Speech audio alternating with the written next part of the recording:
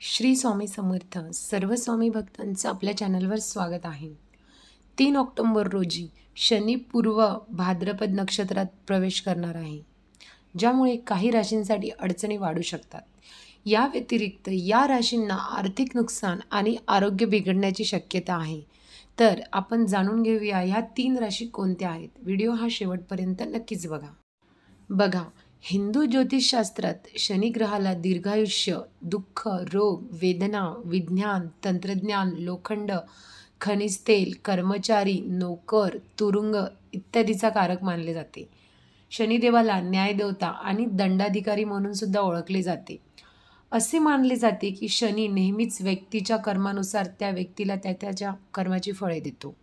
पण हे लक्षात घ्यावे की 3 ऑक्टोबर रोजी शनी पूर्व भाद्रपद नक्षत्रात प्रवेश करेल, ज्यामुळे काय होणार आहे, काही राशींसाठी अडचणी वाढू शकणार आहेत. या व्यतिरिक्त या राशींना आर्थिक नुकसान आणि आरोग्यसुद्धा त्यांचे बिघडण्याची शक्यता आहे. तर बघा, ती रास आहे, पहिली रास म्हणजे मेष राशी. शनीच्या नक्षत्रातील बदल तुमच्यासाठी हानिकारक ठरू शकतो. शनी तुमच्या राशीपासून 12व्या घरात संक्रमण करत आहे. शिवाय तुम्ही शनीची 7.5चा अनुभवसुद्धा घेत आहात. शनीच्या 7.5चे पहिले चक्र सुरू आहे, त्यामुळे या काळात तुमचे आरोग्य बिघडू शकणार आहे. तुम्हाला आर्थिक नुकसान देखील सुद्धा सहन करावे लागणार आहे.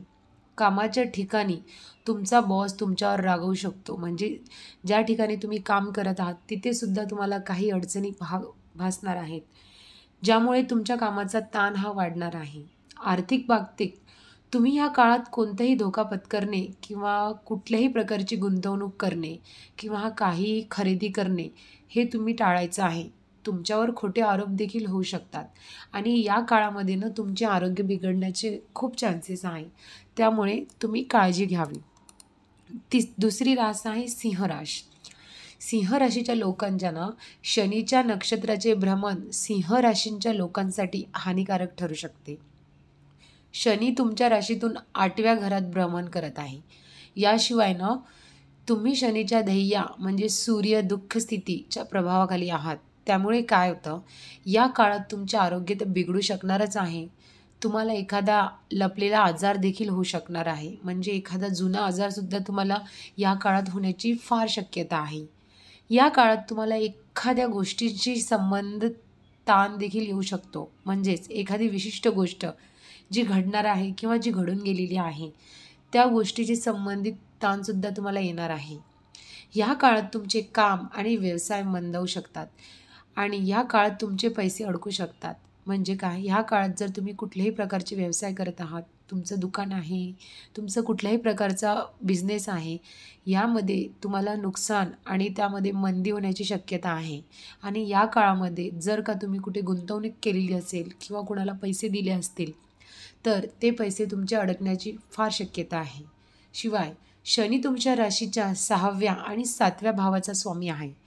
त्यामुळे या काळात तुम्हाला न्यायालयीन प्रकरणामध्ये पराभवाचा सामना करावा लागू शकतो आणि तसेच तुमच्या जोडीदारासोबत सुद्धा तुमचा तणाव निर्माण होऊ शकतो. जर तुम्ही तुम्ही वैवाहिक जीवन जगत असाल किंवा तुमचे लग्न झालेले असेल, तर तुमच्या जोडीदार म्हणजे तुमच्या पार्टनरसोबत तुमचे भांडण होण्याचे आणि तुमचा एकमेकांमध्ये वाद वाढण्याचे ह्या काळात खूप चान्सेस जास्त हाय आहेत.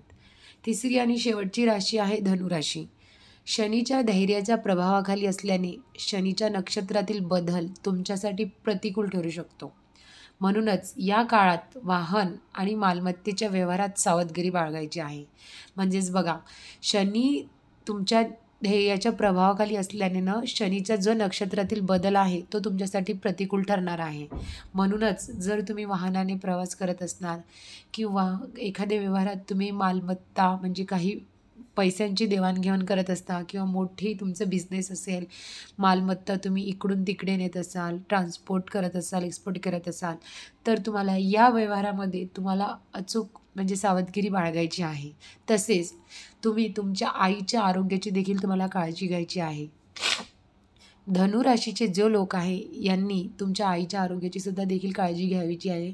तसेच तुम्हाला तुमच्या स्वतःच्या आरोग्याची आणि तुमच्या घरातील जे तुमचे फॅमिली मेंबर्स असतील त्यांची सुद्धा आरोग्याची तुम्हाला काळजी घ्यायची आहे. या काळात तुम्हाला एखाद्या गोष्टीचा ताण जाणवू शकतो आणि नोकरी करणाऱ्यांना कामाच्या ठिकाणी कोणत्याही निष्काळजीपणा टाळावा. म्हणजे जे धनुराशीचे लोक आहे त्यांनी त्यांच्या नोकरीच्या ठिकाणी निष्काळजीपणा करू नये. त्यामुळे काय होतं, जर तुम्ही कुठल्या एखाद्या विशिष्ट ठिकाणी किंवा प्रायव्हेट सेक्टरमध्ये म्हणा किंवा तुम्ही गव्हर्नमेंट जॉब करत असाल किंवा कुठल्याही प्रकारचं तुम्ही नोकरी करीत असताल, तिथे जर तुम्ही का निष्काळजीपणा केला तर ती तुमची नोकरी तुमच्या हातातून जाण्याचे खूप चान्सेस आहे.